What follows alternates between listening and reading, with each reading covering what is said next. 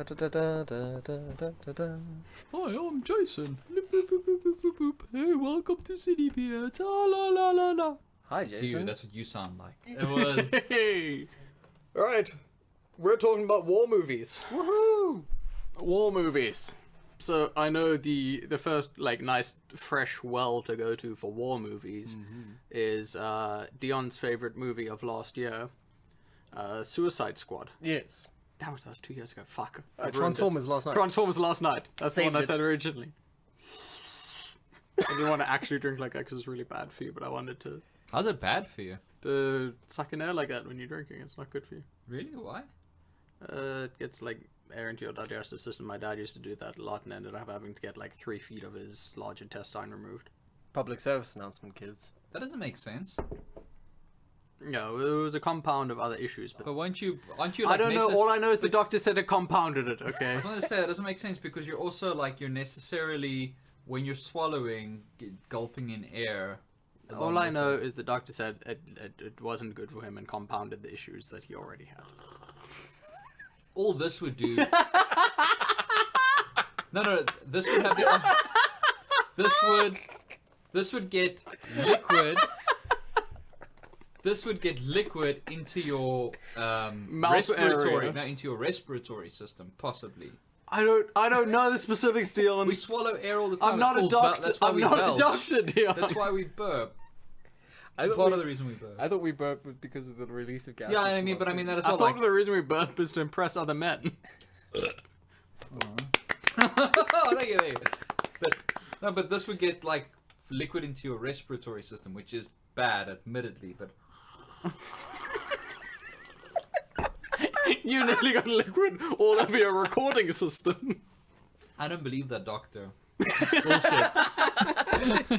Get Dion the doctor's number. That's fucking and ask for a bullshit right second there. opinion. I want a second opinion. That's fucking bullshit.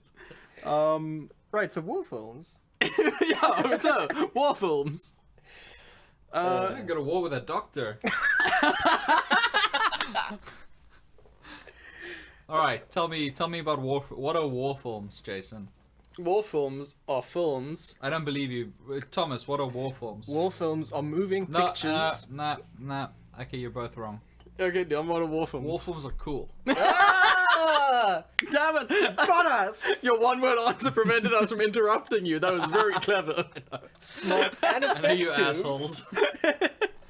All right, so tell me about war movies, Jason. Why do you like war movies? Because quite usually war movies are sad. Quite usually, yes, Quite usually, yeah. and grammatical. And grammatical and majestical. And I'd like to be sad. Yeah, being sad's pretty good in a movie, often. I like war films because I will never go to war. So this is the closest I can imagine war is probably like, it through the lens of something that is definitely not how war is like. Yeah, it's sort of a fantasy projection. Absolutely. Yeah, And it's always horrifying. yeah, So I like that. yeah. It's nice to sort of see these horrible things and these people suffering, and also at the same time being sort of heroic and stoic through all of it, and, Well, and 'cause that's how imagining movies are. and imagining What's that that poem like by that man?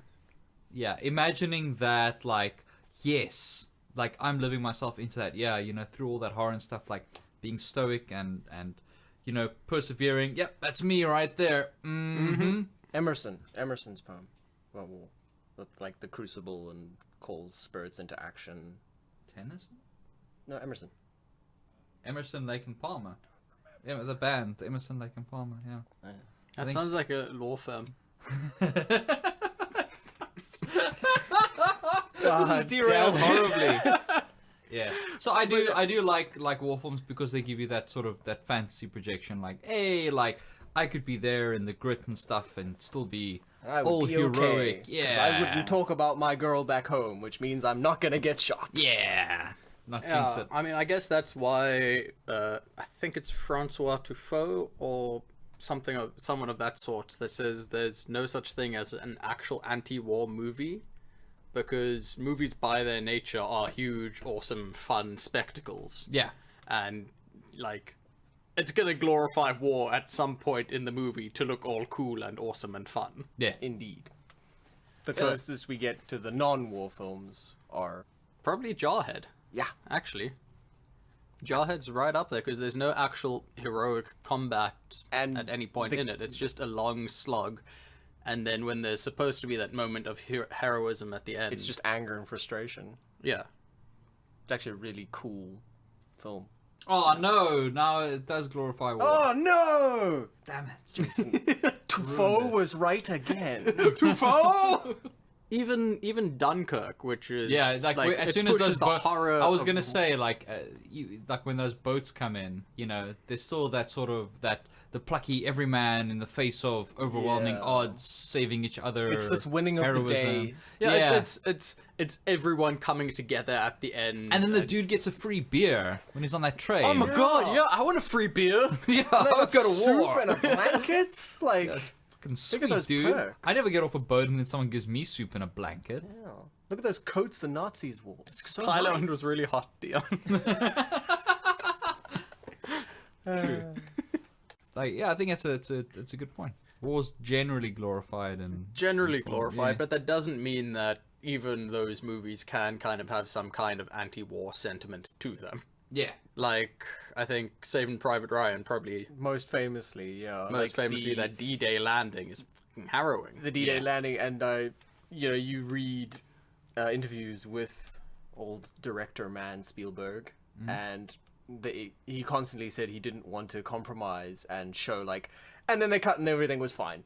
Yeah. You know, he wanted the landing on the beach, he wanted the horror of the beach, he wanted the death, he wanted the struggle, and then eventually the plot must move, so the film moves, but he wanted that opening scene to leave you feeling empty.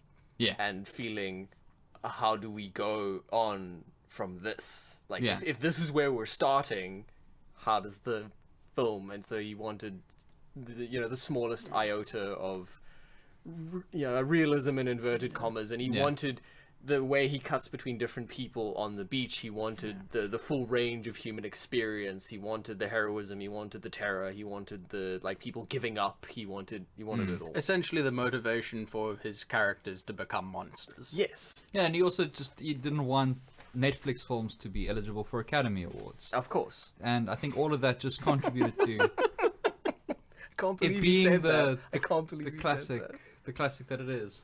Old man. Get off my lawn, Netflix! Get my lawn, Netflix! Get out of here with those direct-to-film races. Oh, direct to streaming Direct to and only shown in a few cinemas. I'm gonna buy off more critics to hate your movies. White man wins again.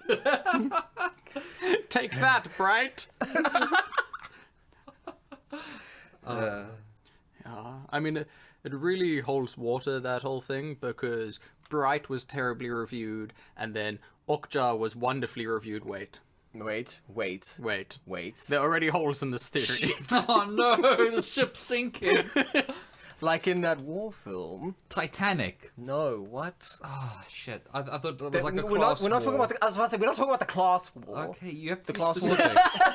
The class war that will win. So the rich people might have their fancy dinners and drinks, but they don't have dance parties on the lower deck. That's true. Take Yeah. that, rich folk. You and your life jackets.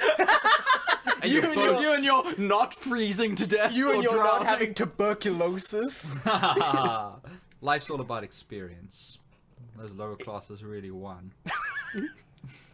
But yeah, another film that, actually speaking about that horrible mess that is Bright, from that same director, Fury, was actually a really good war film, and it did the same thing, showing that, war turns you into a monster. War turns you If into you're a nice person in war, absolute shitbag. you're gonna die. Because that's a horrifying thing that people are made to do when you're told, okay, you've got to go out there and kill those people. Not because they've done anything to you, specifically, but just because that is your duty as a professional soldier, which is an insane thing to think about, that people are, professional soldiers. What's your job? My job is to kill people for money. Yeah. I kill people for money, for my country, Oh, as a duty. There's but the thing, I can't remember and so what movie it was from, but there was a speech that a general was giving, where he's like, their duty is to die for their country. Your duty is to help them fulfill theirs. That was Wow. Blade Trinity. No, Deon, that just felt like a battle to sit through.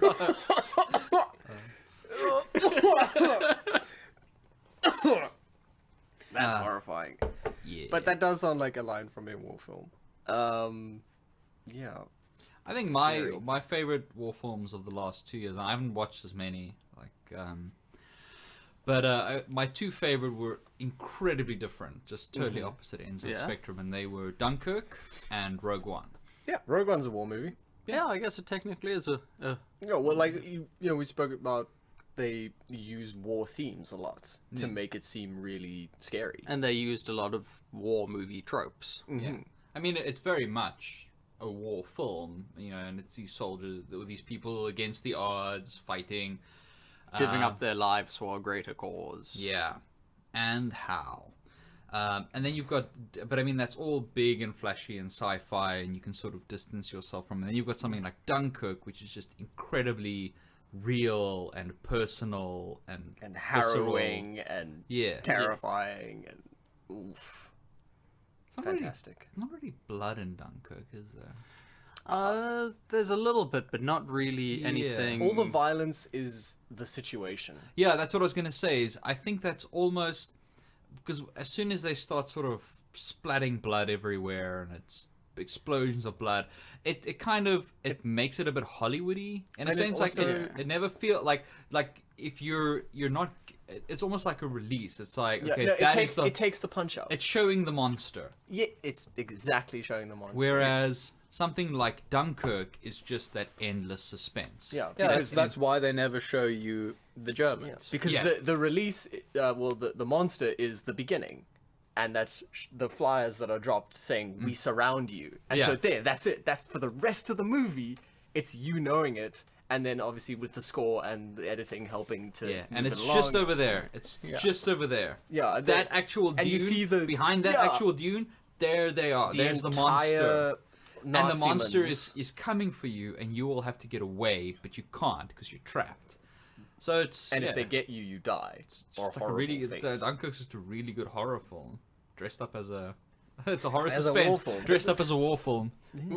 It goes a very different way about it to Saving Private Ryan, because it completely takes the humanity out of the villain, Yes. out of the enemy. Whereas Saving Private Ryan has that moment where they're making that German soldier, dig his own grave, Yeah, and it's- they're all loading their weapons and like. and this guy's like trying to recite American pop culture and do anything he can to get these people to not kill him.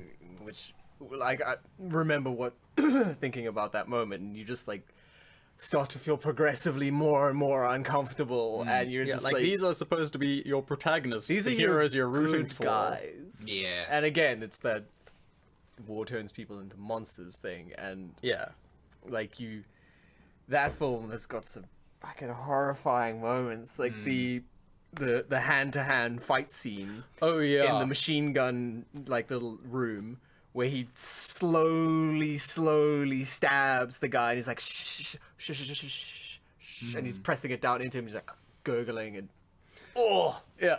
No, Deon's face is gone. He's like some kind of magician. Oh my god! scary. But I yeah, was just hiding there's from the story. like similar moments of tension like that in Fury as well. Yeah, like yeah. the dinner scene after they take the one town, and they're no villains in that scene. No, Like they've taken the town, it's theirs. they're It's just safe. this tense moment between the soldiers in the same company, and it's horrifying.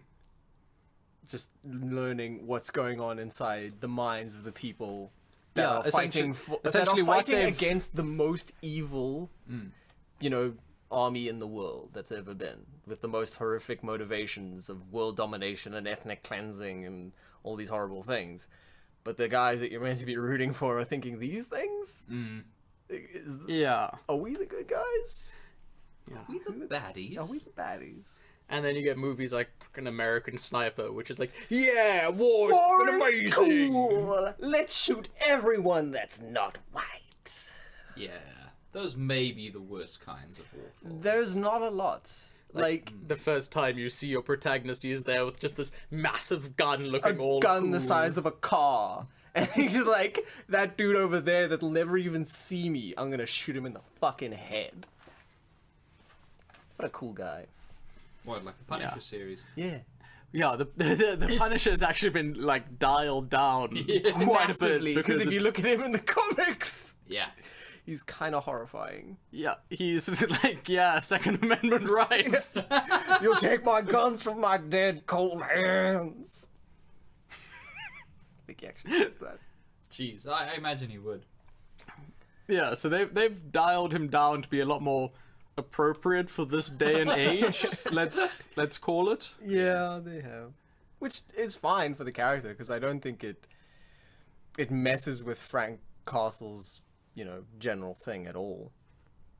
Yeah, I mean he does come back with a shit ton more PTSD than he does in the comic books. Yeah, and the PTSD in the comic books, he's far more focused and driven and just like, I must do this thing. Because it's his moral crusade as opposed to this horrible mental illness that he's suffering with. But again, that's tonal shifts and understanding of human psyches of then and versus now. Like, you watch older war films, and like, your good guys are your good guys. Hoorah! They're gung ho. They're Yeah, they arrive on boats with shots of them up above you, looking all tall and cool, and all the like lower rank soldiers are like, yeah, you're the coolest guy ever. Give me your autographs and things. Yeah, like, like in, like, it's technically a war film. Like in Great Escape. Like, you've got Steve McQueen, and he's a cool guy, and like, they're playing jokes on the guards, and like, but actually, if you zoomed out a little bit, you'd be like, oh, they're in a concentration camp. This is horror. Like, it's framed in this happy-go-lucky way that everything's cool and everything's fine, but the reality was way more horrifying. And I watched quite a few older war films to prep for this, and that was a main theme, that a large majority of them are quite thumbs up good times. John Wayne. Yeah, John Wayne and the Clint Eastwood movies, like Kelly's Heroes. It's got like like Donald Sutherland in it as like this like hippie dude that's got this like tank commander, and they play music on the trucks because and the line is like, yeah, no, we play music to like confuse the enemy, and we paint like flowers on our tanks, and we put like a tube over the main gun so they think we've got a bigger gun. It's all like, ha ha ha, it's all very funny, but it's like, no, this is war. This is actually war. People died. Like, and it's it's a heist movie because I don't know if you know the premise of Kelly's Heroes. Clint Eastwood's character finds a German intelligence officer who's got all these documents, but that they're storing all this gold at a bank in this town that's protected. So he rounds up a ragtag bunch of dudes to go steal some gold in the middle, to go do some war profiteering in the middle of the Second World War. So he understrengths this company that's meant to be holding a key position, and he goes off to go, steal this gold. Get some of that Swiss gold. Yes, it is Swiss gold, and so they steal the gold, and they all go separate ways, and it's all very like, hey, and you're like, hang on, ein Minuten bitte. That's terrifying, but yeah, like that's kind of how they're framed. They're framed at this like, yeah, this is fun, but actually it's not. And that was a kind of a theme when the color war films started coming out. Before that, the war films were still kind of horrific. Like, if you watch All Quiet on the Western Front, that is a slow, terrifying slog of a man trapped in no man's land who knows he's gonna die. War films are scary. War films are indeed scary, but what I find slightly more underhand than, like, say, military promoting themselves through war movies and shit like that is like the military funding of sci-fi movies. I was about to say, like, I sense a Transformers reference in you. Yeah. You mean, Well, Transformers, Independence Day, like Independence Day Resurgence had like a fake sign up for the Independence Day Army thing, or like a whole website like that. or like how but, the like, Department of they were, Justice teamed up with the comic books Marvels to make one of their comics? Yeah, pretty much. And like that Independence Day website had like multiple links on it to sign up for the actual army. Really? Yeah. Are you serious? Dead serious. Like, that site had tons of links for you to sign up to the actual so army. fucking insidious. It's fucking insidious. Like, yeah, sign Hey, up to kids, play fight this the internet army. game fighting aliens, and then sign up to fight people. Like shooting aliens on the computer. Well, Wait till you're you gonna do it in love real shooting human life. beings. Their heads Lord. come apart just the same. But yeah, you mentioned Transformers as well. That has Yeah. huge military funding just so they glorify it. absolutely. And And that, I mean, they actually cast actual military personnel and generals and stuff in it. and they use the actual military equipment and stuff like that because they get the okay from them after they've They read get the script. promos from the Department of Justice to promo the new fucking tanks and ospreys and weapons. Like, look at this, kids! Isn't this fucking cool? Don't you want this? That's the thing That's is, why like- when you watch all the Transformers movies, it's not just like, okay, cool, the Transformers did all the saving. No. Nah. The U.S. No, the military was US there to do those helo drops. So they've got like product tie-ins with obviously car manufacturers. Yeah. Obviously. Obvious. But then also like military weapons dealers. it's not a That good feeling. is, yeah, that's kind of uncomfortable. It's super uncomfortable. And it's hardly the only franchise or the only style of movie The that funny they do thing that is, with. if you think about it, if the exact same thing happened in, say, Chinese cinema, Ooh, we'd be Ooh, talking. America would yeah, call it out yeah, we'd be immediately. like, we'd be oh, look like- at this propaganda, making their military look all cool and everything, fighting these threats, and it's just terrible how they let all this propaganda through. By the way, Transformers 3 out now. Check out the new tanks. Don't you want to drive tanks, kids? hoorah! Hoorah! The core! That's fucked up. It's, I mean, that is just it's seriously that is fucked just up because- flat out propaganda. Yeah, and the thing is, like, who's most susceptible to the shit you see in movies? Youths. Yeah, Youths. young The people. youths.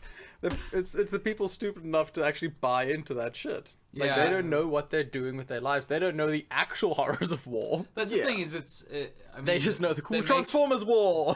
And I think maybe that's it's- part of why. Sorry to interrupt you. Like, part of why films about war have become more centered on this is the actual cost. Well, this is the actual cost of war that we can show you on a film. Yeah. Because there's maybe a shift in responsibility where directors on some level I think realize they- that war is actually bad. They try, but it's just counterbalanced by so many films that just make war look Yeah. awesome. Yeah, no, absolutely. And Looking make- at you, Pearl Harbor.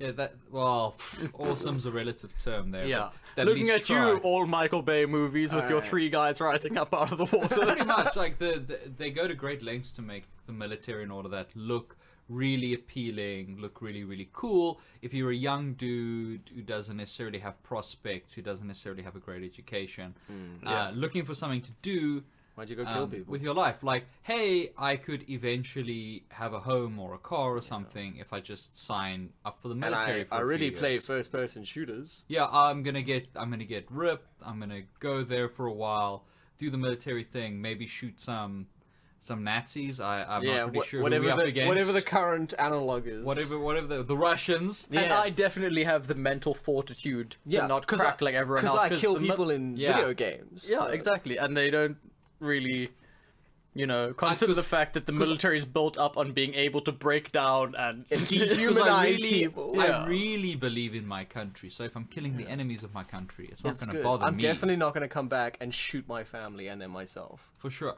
absolutely not. So yeah, and I mean they just flat out lie to kids in those recruitments. Oh, 100%. Absolutely. Like 100%. it's if you go to the and I did this the recruiting station in the middle of Times Square. Yeah. The US Army has one. You go in there and you look at some of their promo stuff. Yeah.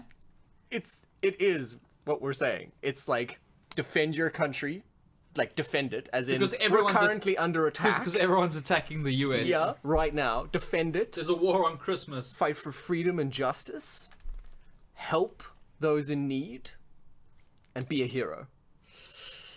Ouch. So like, Yeah. yeah, it's scary. That's why, the films with war films with a little bit more focus on the human cost are really enjoyable. Like notably Apocalypse Now, Platoon, and Full Metal Jacket. Like that trio of Vietnam. Yeah, war they're not going to make movies you want to sign up. Are never going to make you want to sign up for it. And I think they're really cool because, you know, the Vietnam War was the most reported on and most televised war, like, of, you know, recent history.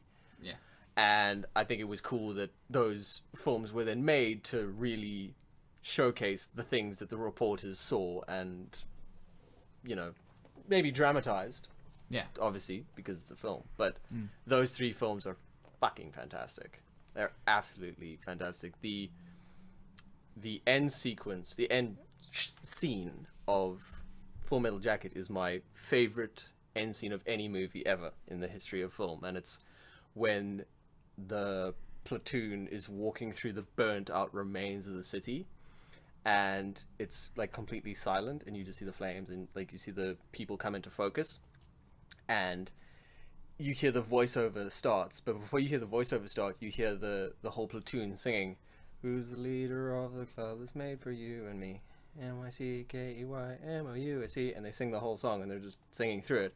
And the protagonist, Joker, is like, I'm alive, but something about like, I'm in a world of shit, but I don't care because I'm alive. It's something to that effect. It's just so haunting, and it just fades out like that. The hectic stuff. Yeah, there was actually an animated movie back in 2008. It's from an Israeli filmmaker, I forget his name, called Waltz with Bashir. Okay. I believe the name was, and the movie is done in a very interesting way in that the animation and stuff like that isn't very realistic. So it kind of like it pulls you away from humanizing what's happening and like actually connecting with anything that's happening, because it's just an animated movie. It like lulls you into this false insecurity that like, oh, this, you know, none of it's real. And then like the last 2 minutes of the movie, just as the story wraps up, it hard cuts to actual footage from the Lebanon War, these grieving people, and it just takes you so off guard. Just the sudden smack of like the reality of that war. Actually happening. It's like in that South Park episode with Black Friday, where they have all the people, you know, like stampeding for things. You're like, lol, this is South Park. And they have actual footage. It's exactly like from that, Black Deon. Friday stampedes. In fact, I think that was the South Park inspiration. episode might have actually been Very possibly. very possibly parodying it, because they tend to do that quite well. I thought when you were talking about horrifying war animated films, I thought you were Grave going of to the talk Grave of the Fireflies. I really need to buy that candy and then have one candy inside it and shake it just every time I want to cry. Yeah. If you have not seen Grave of the Fireflies, go watch it. What's it called? Grave of the Fireflies. I thought you said Gravy the Fireflies. No, that would be a different film. Grave of the Fireflies, it's Food Network presents. It centers around the Second World War and Japan. There were 2 of them? Yes, this was part 2. Now he's Sequel. pissed. World War II. Now he's pissed. Well, actually, like, kind of. Because apparently, World War II. Germany strikes back. the third one's been in development hell for ages now. But No, but I hear now that it's got a Russian-Chinese backing, I think we might get some movement on it. But yeah, if you've not seen Grave of the Fireflies, definitely check it out if you want to cry. all right. Yeah, it'll immediately. Well, not immediately, because No.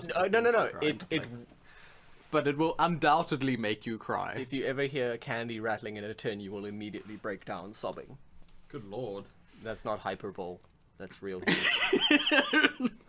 Sunday at the Hyperbole.